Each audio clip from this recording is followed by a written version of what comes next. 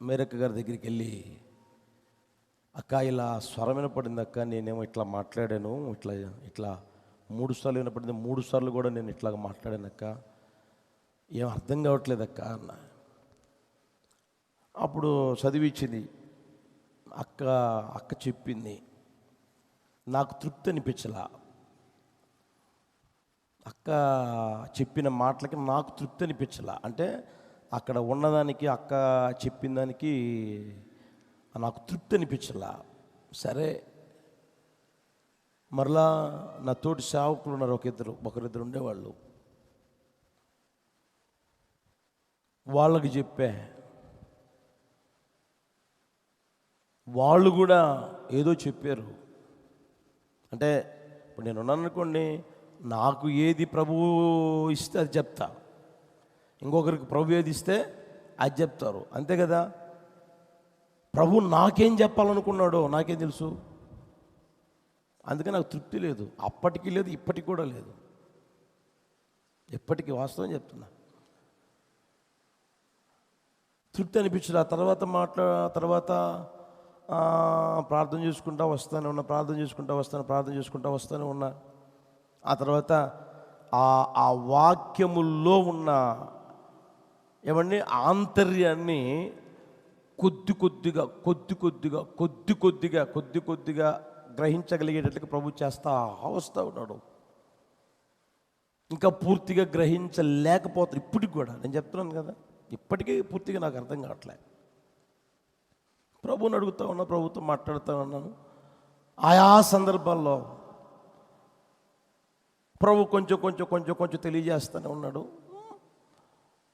ప్రభు నెరవేరుస్తూనే ఉన్నాడు, ఒక్కోటి నెరవేరుస్తూనే ఉన్నాడు.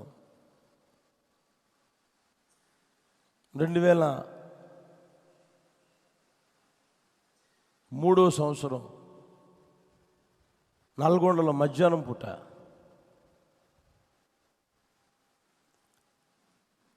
నా దగ్గర ఉన్న బ్రదరు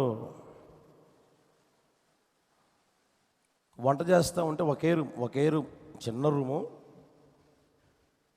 ఆ రూమ్లో ఉండి పైన అద్దెకి పరిచయం చేస్తూ ఉన్నాం.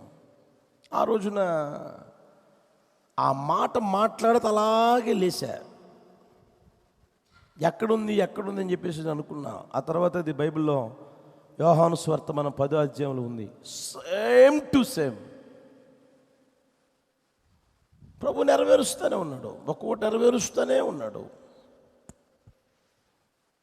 నేను అదే చెప్పా, ప్రభువు చెప్తే చేస్తాడు. హల్లెలూయా. మనుషులు చెప్తే అది జరుగుతుందో నాకు తెలియదు. నేను అందుకని ఎప్పుడు వాళ్ళు చెప్పారు, వీళ్ళు చెప్పారు. నేను ఎప్పుడైనా చెప్పానా మీకు?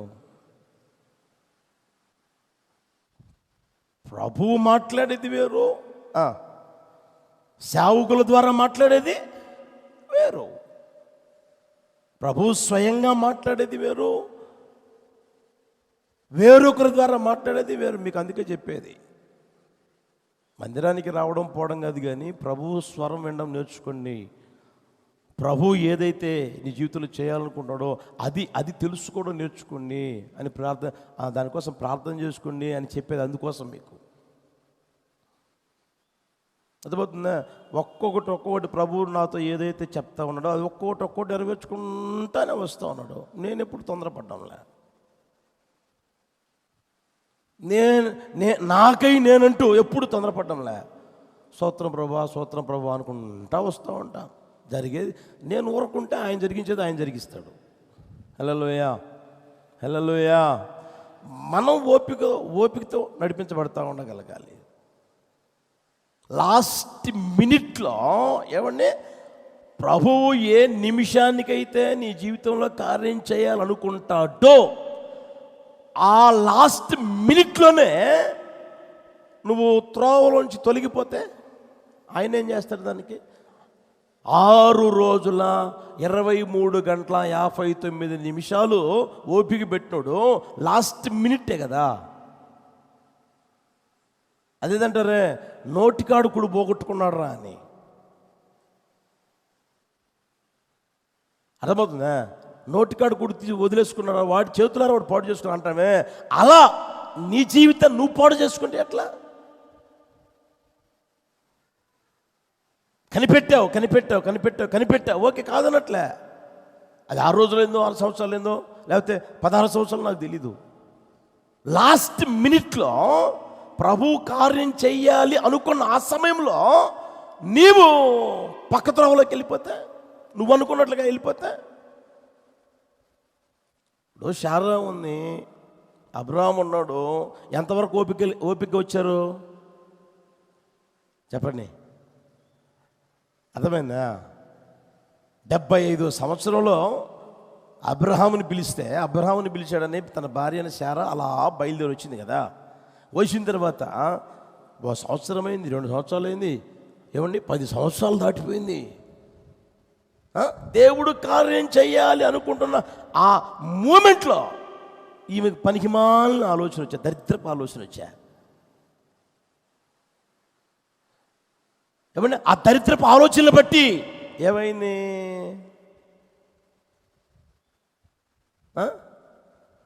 అందరి ముఖం ఇటగడితే వాడు ఇటగడుగుతాడు. బైబిల్లో రాయబడిన మాటలు అనేది అవునా కదండి? ఆ రోజు నుంచి ఈ రోజు వరకు జగడాలే, కొట్లాటలే, తగాదాలే. అప్పటి నుంచి ఇప్పటికీ కారణం ఏంటి? నిర్ణయ కాలం. ప్రభు నీ జీవితంలో కార్యం చేసే ఆ టైం దగ్గర పడినప్పుడు నువ్వేం చేస్తున్నావు తెలిసినా?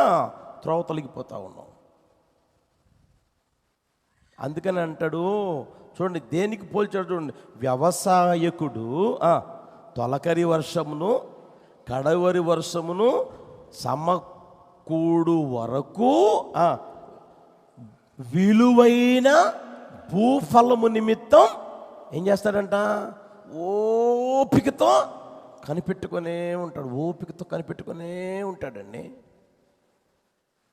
ఓపికతో కనిపెట్టుకునే ఉంటాడండి.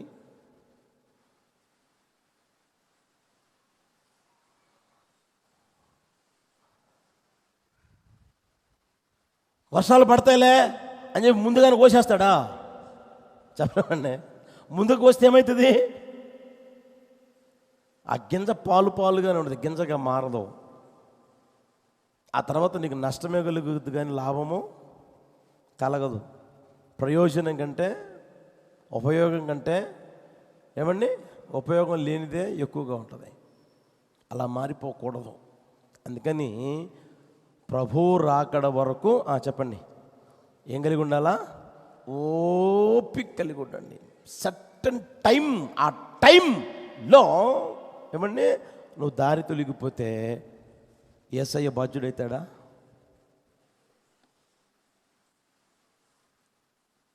బైబిల్లో ఒక మాట ఉంది కదా, వస్తాడు అని చెప్పాడు కదా, ఇంకా రాలేదు కదా అని తన ఇంట్లో ఉన్న దాసులను కొట్ట మొదలు పెట్టి తర్వాత ఏం చేశాడు? వీడు తాగుబోతుడిగా మారాడు, తిరుగుబోతుడిగా మారాడు, ఇష్టం వచ్చినట్టుగా బ్రతికేవాడిగా మారాడు, దేవునికి దూరస్తుడిగా మారిపోయాడు. ప్రభు ఏం చెప్పాడు? ఓపికగా ఉండండి. హల్లెలూయా, గుర్తెరగదురుగాక. కనుక మన వ్యక్తిగత జీవితంలో మనం ఆలోచన చేసుకోగలగాలి. ఒక మాట చూడండి, వాళ్ళేమో భూఫలం కోసం, మనమేమో యేసయ్య ద్వారా కలిగే ఫలం కోసం ఓపిక కలిగి ఉండాలి. హల్లెలూయా. ఈ భూలోకంలో ఏది ఎంత విలువైనది అని చెప్పుకున్నా అవన్నీ ఒక రోజున క్షయమైపోతాయి, ఒకరోజు నశించిపోతాయి. అవునా కదా? డబ్బు పోతుంది, బంగారం పోతుంది, హోదా పోతుంది, పలుకుబడి పోతుంది. ఏదైతే విలువైనది అని అనుకుంటారో అవన్నీ నాశనమైపోతాయి, క్షయమైపోతాయి. అయితే దేవుని ద్వారా కలిగే ఫలం ఎలాంటిది అంటే అక్షయమైనది. హల్లెలూయా. క్షయము కానిది. చదవండి అన్నమాట. పేతురు మొదటి పత్రిక 1వ అధ్యాయం 4వ వచనం. పేతురు మొదటి పత్రిక 1వ అధ్యాయం 4వ వచనం.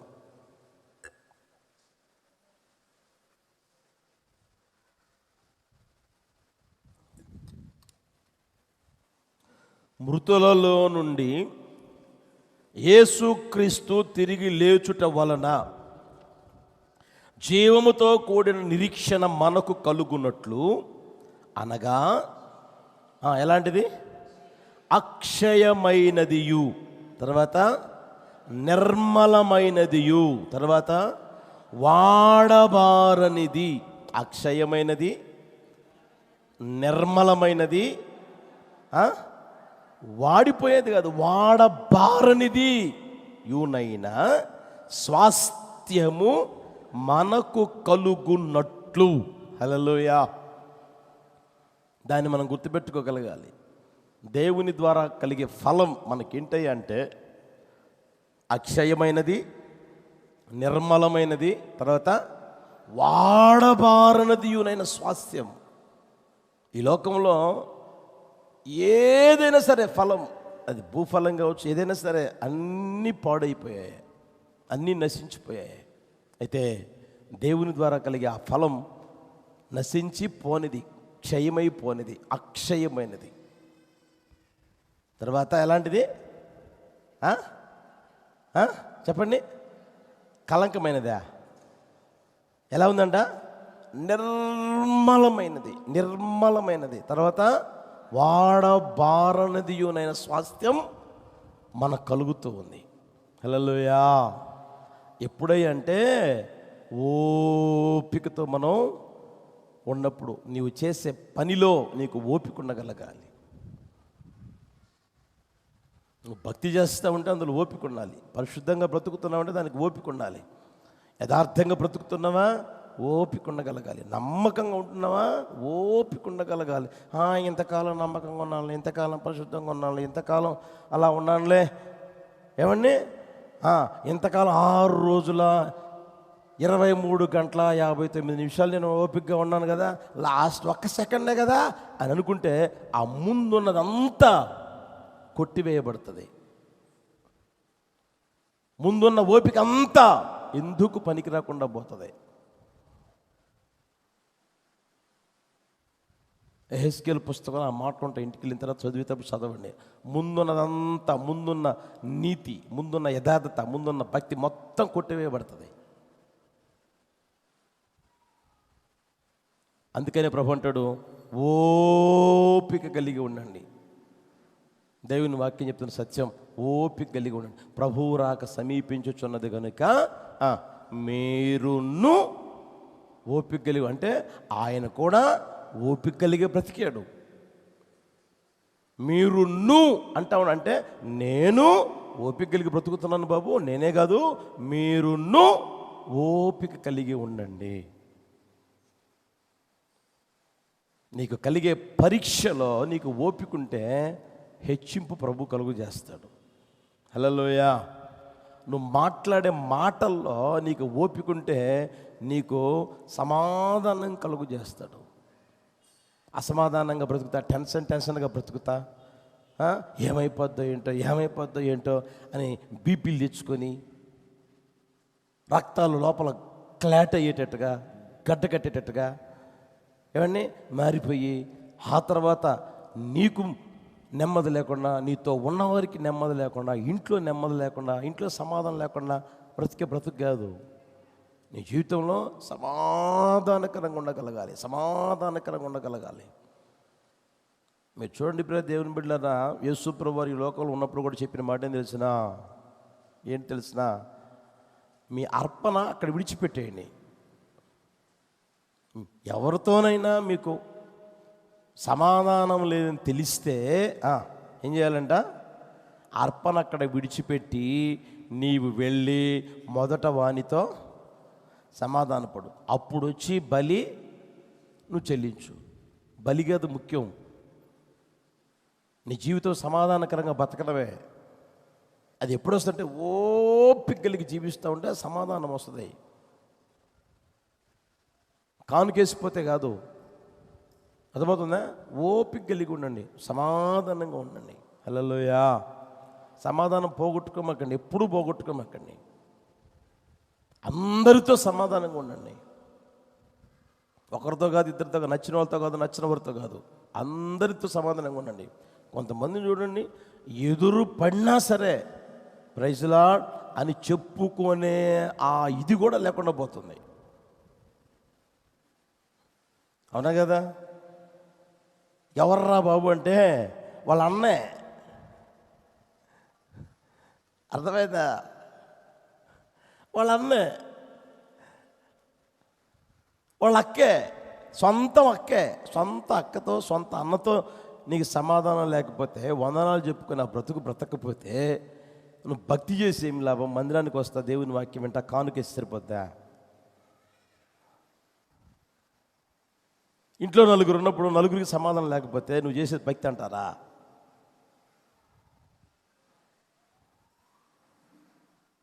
ఆలోచన చేసుకుందరు గాక. హల్లెలూయా. మన జీవితంలో పరీక్షలో ఓపిక ఉండాలి, మాట్లాడే మాటల్లో ఓపిక ఉండాలి. అప్పుడు సమాధానం కలుగుద్ది, హెచ్చింపు కలుగుతుంది. తర్వాత నీవు చేసే పనిలో నీకు ఓపిక అనేది ఉంటే ప్రభు అభివృద్ధి పదంలో నడిపించును గాక. హల్లెలూయా. లోకంలో బ్రతికిన నాళ్ళు అభివృద్ధి పదంలో ప్రభు నడిపించడమే కాకుండా ఆ తర్వాత లోకం వదిలినప్పుడు ఆయన ఏం చేస్తాడంటే ఆయన ద్వారా కలిగే ఫలం అది చెప్పండి, అక్షయమైనది, నిర్మలమైనది, వాడబారదియునైన ఆ ఫలం, ఆ స్వాస్థ్యం ప్రభు మనకు దయచేయును గాక. అందులో ప్రార్థన చేసుకుందామా? అందరం ప్రార్థన చేసుకుందాం.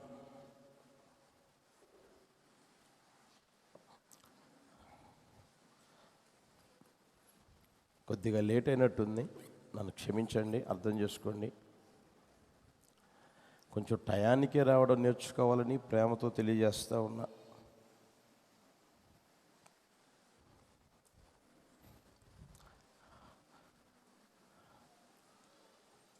నిలబడాలనుకుంటే నిలబడండి, కూర్చోవాలనుకుంటే కూర్చోండి, మోకరించాలనుకుంటే మోకరించండి.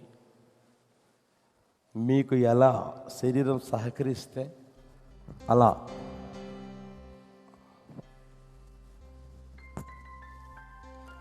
ప్రార్థన చేసుకుందాం.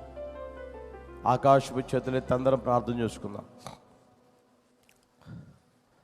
ప్రైజ్ హల్లెలూయా, హల్లెలూయా. ప్రార్థన చేసుకుందామా? తీర్మానంతో ప్రార్థన చేసుకోండి. ఏదో విన్నాం, వచ్చాం, పోయాం అనేది కాదు.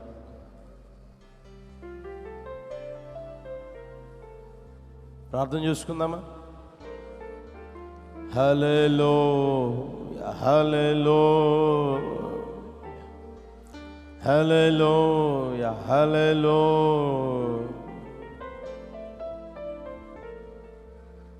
ప్రభువు రాక సమీపించుచున్నది కనుక మీరు ఓపిక కలిగి ఉండండి. ప్రభువు రాకడకు ఓపికకు లింకు చేశారు, సంబంధం ఉంది. ప్రభువు రాక సమీపించుచున్నది కనుక ప్రభువు రాకడ వరకు ఓపిక కలిగి ఉండండి. యేసు ప్రభువారు ఈ లోకంలో ఉన్నప్పుడే చెప్పారు, నేను వస్తాను అని. వచ్చినప్పుడు ఎలా ఉంటుందో ఆ అనుభవాలు కూడా తెలియజేశారు, ఆయన శిష్యులు కూడా తెలియజేశారు. ఎలాగూ పరలోకమునకు కొనిపోవటం మీరు చూస్తూ ఉన్నారు, అలాగే మరలా ఆయన వస్తాడు, ఆయన వస్తాడు. వస్తానని చెప్పిన వాడు రాకమానడు. ఆయన దీర్ఘశాంతం చూపుతూ ఉన్నాడు. ఏ ఒక్కరు నశించిపోవట ఆయన చిత్తము కాదు కనుక దీర్ఘశాంతం చూపుతూ ఉన్నాడు. ఆ దీర్ఘశాంతాన్ని తృణీకరిస్తావా? ఆ దీర్ఘశాంతాన్ని లెక్క పెట్టకుండా ఉంటావా? ఆలోచన చేసుకో సహోదరుడా, సహోదరి. మన ప్రభు మనల్ని ప్రేమిస్తూనే ఉన్నాడు. ప్రేమించారు, ప్రేమిస్తున్నారు, ప్రేమించబోతూ ఉన్నారు.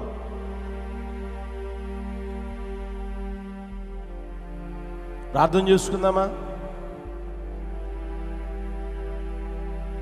మీ విశ్వాసమునకు కలిగే పరీక్షలో నీవు ఓపిక కలిగి జీవించాలి. నీకు కలిగే ఏ పరీక్షలో అయినా ఓపిక కలిగి జీవించగలగాలి. ప్రార్థన చేసుకుందామా? ఆకాశపు చేతులెత్తి తీర్మానంతో ప్రార్థన చేసుకుందామా? ప్రభువా, పరీక్షలో నాకు ఓపిక దయచేయి ప్రభువా. ఆ ఓపిక యోసేపు జీవితానికి ఘనత కలుగు చేసింది. యోబు జీవితంలో రెండంతల ఆశీర్వాదం పొందేటట్లుగా చేసింది.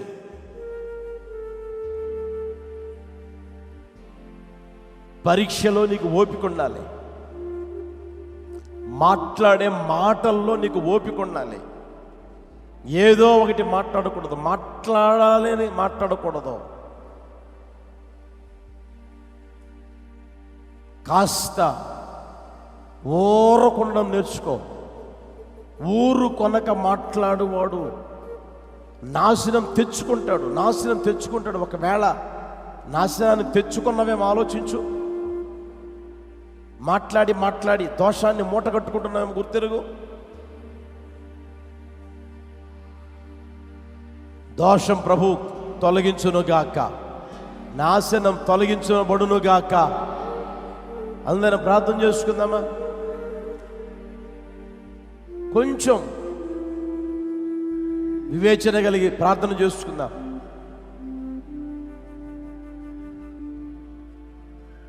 నీవు చేసే పనిలో నీకు ఓపిక ఉండాలి.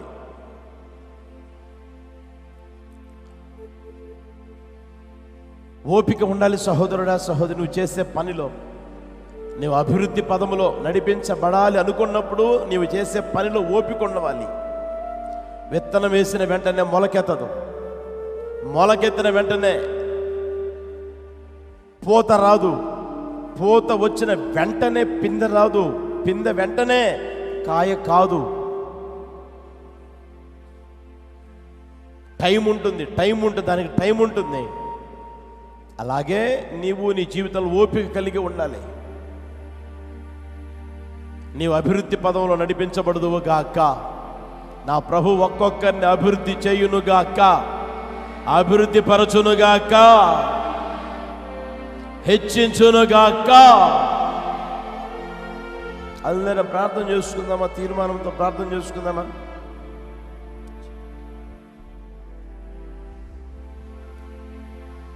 కృపగల తండ్రి, ప్రేమ కలిగిన యేసయ్యా, మీ స్తోత్రము నాయనా.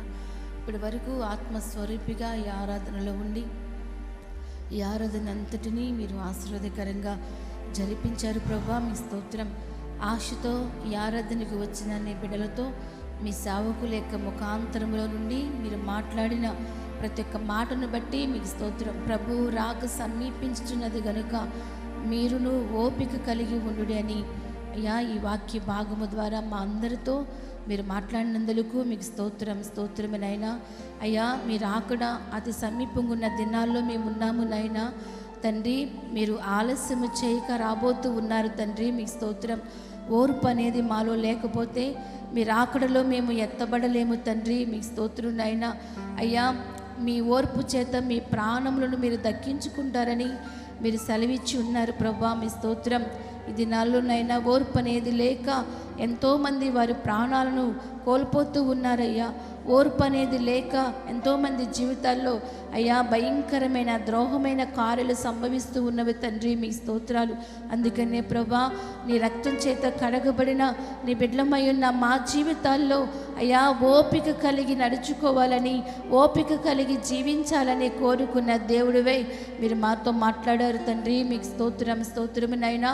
అయ్యా ఓర్పు కలిగి జీవిస్తే కలిగే ఆశీర్వాదాలు మీ లేఖనాల ద్వారా మాకు తెలియచేశారు తండ్రి. మీకు స్తోత్రము నాయన.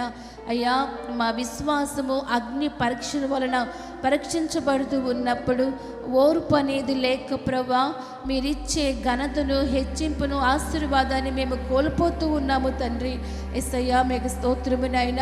అందుకనే ప్రభా ఈ ఆరాధనలో ఒక్కొక్కరితో సూటిగా మీరు మాట్లాడారు ప్రభా. మీకు స్తోత్రము నాయన. అయ్యా యోసేపునైనా తను విశ్వాసంలో శోధించబడుతూ ఉన్నప్పుడు ప్రభా అయ్యా తను గుంటలో పడవేయబడ్డాడు ప్రభా, బానిసగా అమ్మబడ్డాడు నాయన. నా తండ్రి ఇనుము అతనిని బాధించింది, తన కాళ్ళను సంఖ్యలు నొప్పించాయి తండ్రి. మీకు స్తోత్రము నాయన. అయినా కూడా ప్రభా యోసేపు ఓర్పు కలిగి ప్రవర్తించినందువలన నా ప్రభా తగిన సమయమందు అతన్ని మీరు హెచ్చించారు, గణపరిచారు ప్రభా. మీ స్తోత్రము నాయన. నా తండ్రి యోబు జీవితంలో నాయన అగ్ని వంటి మహాశ్రములు అతనికి సంభవించాయి ప్రభా. తట్టుకోలేని బాధ అనేది కలిగింది నాయన. నా ప్రభా యోబు జీవితంలో అతను ఎన్నో శ్రమలు అనుభవించాడు. తన విశ్వాసము పరీక్షించబడుతూ ఉన్నప్పుడు తను ప్రభా కనికరముతోనూ జాలితోనూ నిండుకొని ఆ పరీక్షలో తను జయం పొందుకున్నాడు. అందుకని అతనికి రెండంతల ఆశీర్వాదాన్ని మీరు ఇచ్చారు ప్రభా. మీ స్తోత్రము నాయన.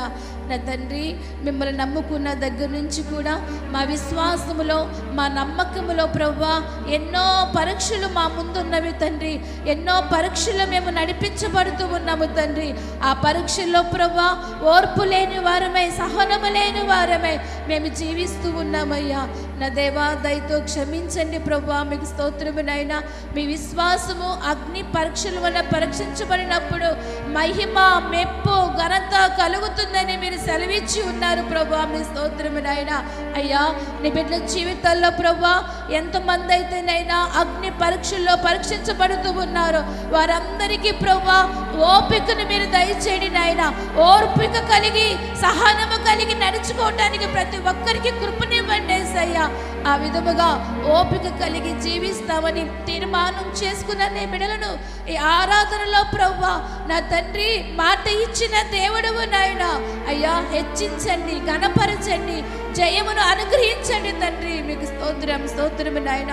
అయ్యా మాటలలో ఓర్పు కావాలని మీరు మాట్లాడారు తండ్రి. మీకు స్తోత్రము నాయన. అయ్యా వ్యక్తిగత జీవితంలో, కుటుంబంలో నాయన మాటలలో ఓర్పు లేక సమాధానాన్ని కోల్పోయి ఉన్నాము ప్రభా. మీ స్తోత్రము నాయన. వాక్యం విన్న ప్రతి ఒక్కరూ కూడా ప్రభా హిజ్కియా వలె మౌనముగా ఉండి జయం పొందుకోవటానికి సహాయము చేయండి యేసయ్యా. మీకు స్తోత్రము నాయన. నా దేవా వ్యవసాయకుడినైనా అయ్యా విలువైన భూఫలము కొరకు ఓపిక కలిగి కనిపెట్టినప్పుడు తనకి అభివృద్ధిని కలిగింది తండ్రి. మీకు స్తోత్రం యేసయ్యా. మీకు స్తోత్రాలు ప్రభా. ఈ ఆరాధనలో నాయనా అయ్యా మీరు మాకు పని అప్పగించి ఉన్నారు ప్రభా. ఆ పనిలో మేము కూడా ఓపిక కలిగి, సహనము కలిగి మీరు ఇచ్చే ఆశీర్వాదము కొరకు కనిపెట్టుకొనటానికి కృప చూపండి యేసయ్యా. మీకు స్తోత్రము నాయన. అయ్యా మీరిచ్చే ఫలము కొరకు మేము ఓపిక కలిగి నడుచుకున్నప్పుడు ప్రభా వాడబారని స్వాస్థ్యాన్ని మీరు మాకు సిద్ధపరిచి ఉన్నారు నాయన. నా తండ్రి మీకు స్తోత్రము నాయన. మీరు అక్కడి వరకు ప్రభా మా తుది శ్వాస వరకు నాయన మేము ఓపిక కలిగిన వారమై మీ కొరకు కనిపెట్టుకొని మీరిచ్చే ఆశీర్వాదం పొందుకోవటానికి మాకు ఓపికను మీరు మాకు అనుగ్రహించండి తండ్రి. మీకు స్తోత్రము నాయన. ఇప్పటి వరకు వాక్యం చెప్పిన మీ సేవకులకు మంచి ఆరోగ్యముని ఇవ్వండి నా ప్రభా. మీ సేవకుల నోట పలికించిన ప్రతి మాట నీ బిడ్డల జీవితాల్లో నీరు కట్టి ఫలింపచేయండి నాయన. మీకు స్తోత్రం. మీ సేవకుల్లో ఇంకను మీరు అద్భుతాలు, ఆశ్చర్యమైన కార్యాలు, ఊహకందని కార్యాలు చేసి మీ సేవకుల్లో మహిమను పొందమని, మమ్మల్ని అందరినీ మీ రాకడికి, రాజ్యానికి సిద్ధపరచమని యేసు నామములో అడిగి వేడుకొనుచున్నాము తండ్రి. ఆమేన్. నా ప్రభువైన యేసుక్రీస్తు కృప, తండ్రి అయిన దేవుని ప్రేమ, పరిశుద్ధాత్మని అన్యోన్య సహవాసము సన్నిధి ఇప్పుడు ఎల్లప్పుడూ సదాకాలం మనకును సకల పరిశుద్ధులకు తోడై నడిపించును గాక. ఆమేన్. హల్లెలూయా, హల్లెలూయా, హల్లెలూయా. అందరికీ వందనాలు, స్తోత్రాలు.